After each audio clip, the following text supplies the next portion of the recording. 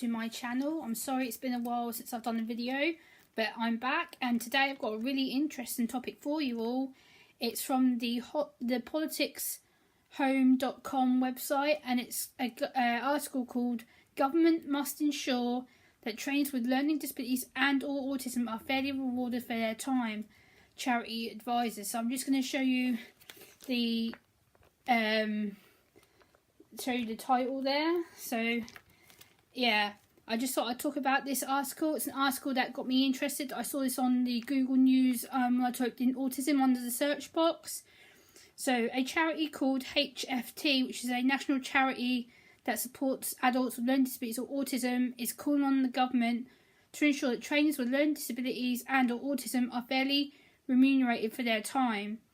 The recommendation formed part of the charity's response to the Department of Health and Social Care in the UK on mandatory provision of learning disability and autism awareness training for health and social care staff. So I'll pause there for a second, because as someone on the autistic spectrum myself, it's very important that people like myself who go into organisations, who give up their time to talk about their lived experiences of having autism or a learning disability, are given the time, respect, the knowledge that we deserve to have, because we are the people who live with the condition all the time.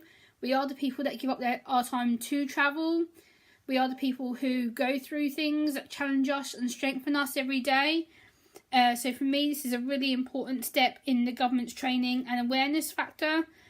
However, HFT argues that the current proposals don't go far enough, which I totally agree with them. It's not just about giving us our travel expenses. HFT are actually trying to argue in the UK that people with autism and learning disabilities should be given a wage for doing their talks to organisations, that they should just be getting their travel expenses.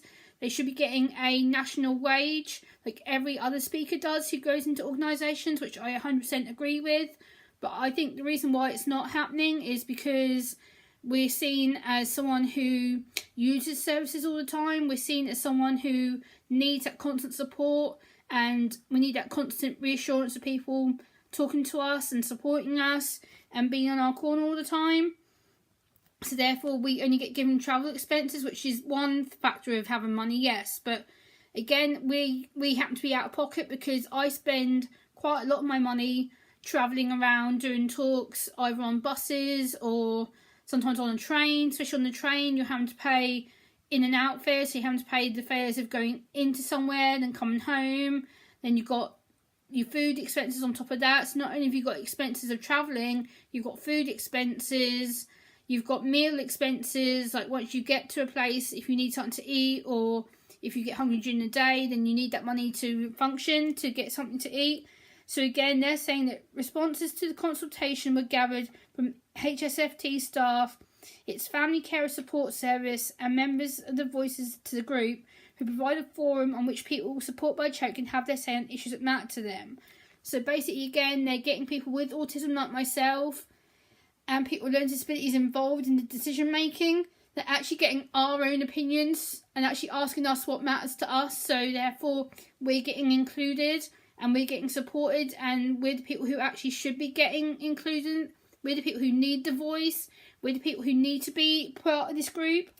So Billy Davis, the Public Affairs and Policy Manager, says, "We welcome government proposal for mandatory awareness training by a person or persons with learning disabilities for health and social care staff. However, we believe that everybody working in this setting that supports both people with learning disabilities and autistic people, irrespective of their role within the organisation, should be given awareness training.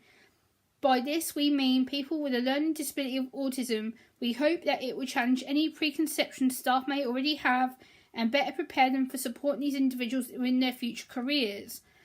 Under the current proposals in this consultation, trainers would be only reimbursed for travel expenses. However, we believe these trainers should be paid a wage or a minimum wage for the work that they do, sharing their lived experiences to help improve national services. This is a job, the same as any other trainer, so they should too be paid for providing their role in this time. If the government say they are fairly serious about people with learning disabilities and autism being included in training programs, then they should be fairly reimbursed and paid at least the national living wage for their time." So the national living wage for for the time in the UK. I'm not sure about the States, but in the UK, the national minimum wage is £9 an hour.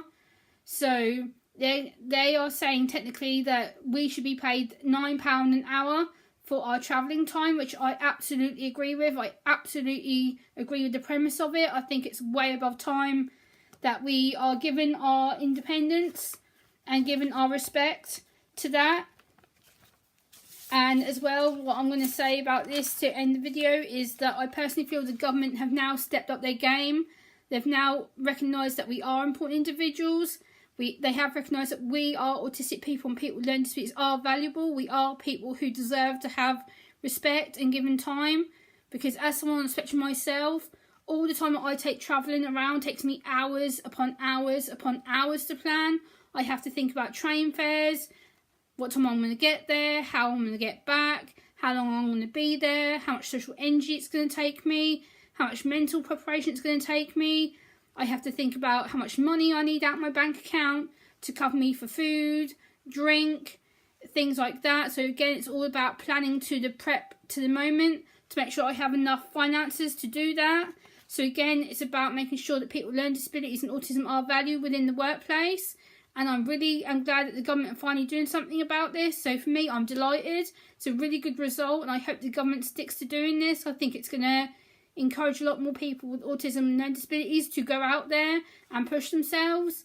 And I think for us, it's going to want us to go out there, and we're going to be more happy to travel, knowing that we can get our travel expenses back, and also that we can potentially get a paid wage out of it. So I'm very happy about this. So I will wrap this up here and say thank you so much for watching. Please comment, please like, please share, and please subscribe to my channel. And thanks for watching. Bye guys.